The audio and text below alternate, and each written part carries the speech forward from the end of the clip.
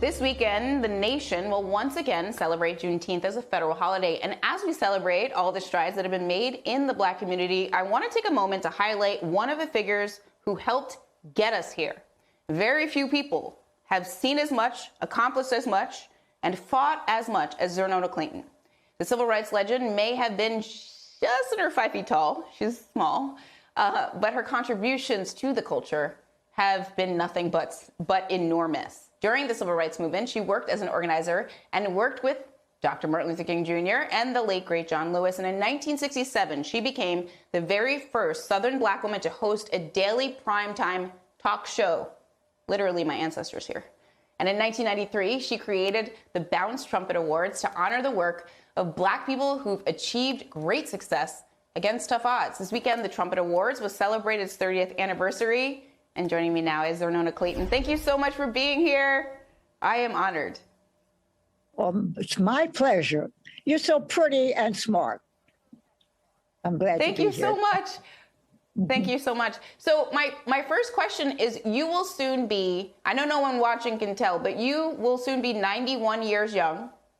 Very few people have experienced and accomplished as much in their lifetimes. I mean, how are you processing this current moment in American history, given all that you've lived through? Okay, first let me correct one thing. My television career was not a daily show. It was a weekly program, but I was the first to do that. And I'm very proud of that step because I was able to educate a lot of people through the progress and the process of showing what America really was, with Black and whites together. So I just wanted to correct that change for you. But I'm really happy to be here with you today. I think so much of your network and the programming you do. And I think we're on the brink now of showing maybe what America really was and is through this holiday. This is new for all of us. For most of us, it wasn't new for everybody. The holiday is, but you know, the emancipation was a big moment in the lives of colored Americans, as they used to call us. But we're making the most of this, and I'm glad that we have now a holiday. We can do more to dramatize and advertise and tell the nation that we've been a group of people here treated as servants, but making vast contributions in spite of the fact we were in servitude. So I want to make that very clear to people that we're happy for this moment. Absolutely. And you were close with the late John Lewis and his wife, Lillian. At his funeral, you told the story of putting them together as a couple. And I want to play a bit of that. Yes. Lillian said, I do like him. I said, okay, I'm ready now. I'll set a date, got a dress ready, and we're going to have a wedding. And so, and I'm not really sure. I asked John not too long ago, did we ever ask you, would you take her? I don't think I ever got him an opportunity to propose. We just had a wedding. I love that so much because it's really the human side and backstory of people that we know because of their work.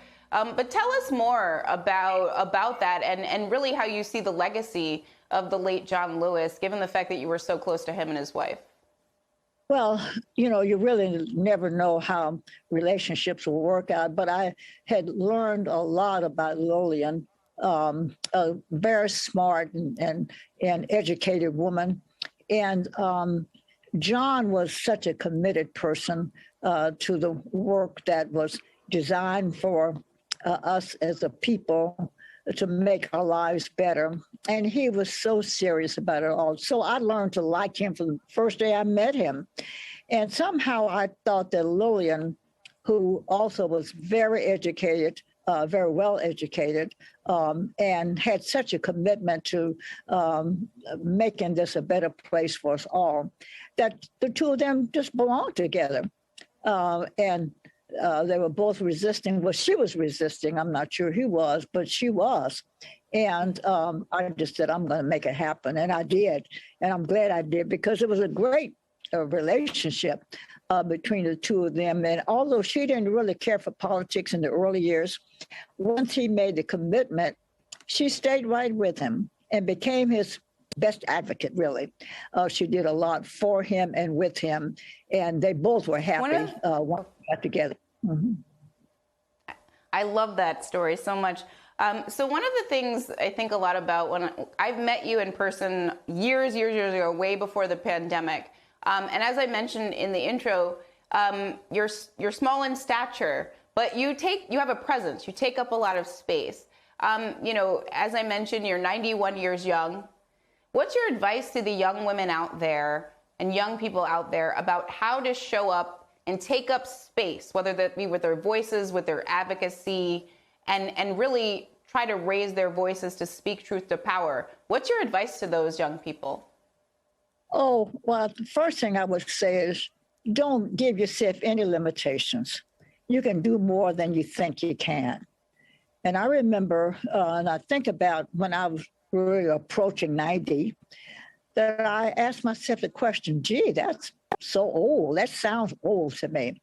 And I've been on this earth a long time. And then I asked myself, what have I been doing? Have I just been occupying space, or have I done something? And I started kind of listing some of the things I consider high points in my life. And I looked at it and I said, it wasn't all bad. But, you know, I think if you have the spirit in your mind and in your soul, that you get always something you can do. There are people in need all the time. And I think if we just take what we have and make what we want in the minds and the lives of other people, it's so rewarding. I used to say all the time, I feel so good when I help somebody. I want to keep feeling good, so I'll just keep helping. And it is a good feeling to make something happen. Make something happen. And I want to tell people out there in your listening audience that we can't do everything, but there was always something we can do. Always something. People are in need every day. And so if you've got something to share, do it. It'll make you feel so much better. You're helping somebody along the way. It's a good feeling when you help. That is so true. I believe that. My mom taught me that. And now you have also taught everyone that. Xernona, Clayton, thank you so much for being here. It was a privilege and honor to talk to you. Please stay safe.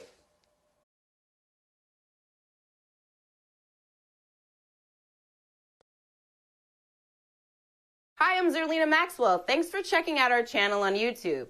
You can see more from Zerlina by clicking any of the videos on this screen, and make sure you subscribe below to stay up to date on the day's biggest stories. Thanks for watching.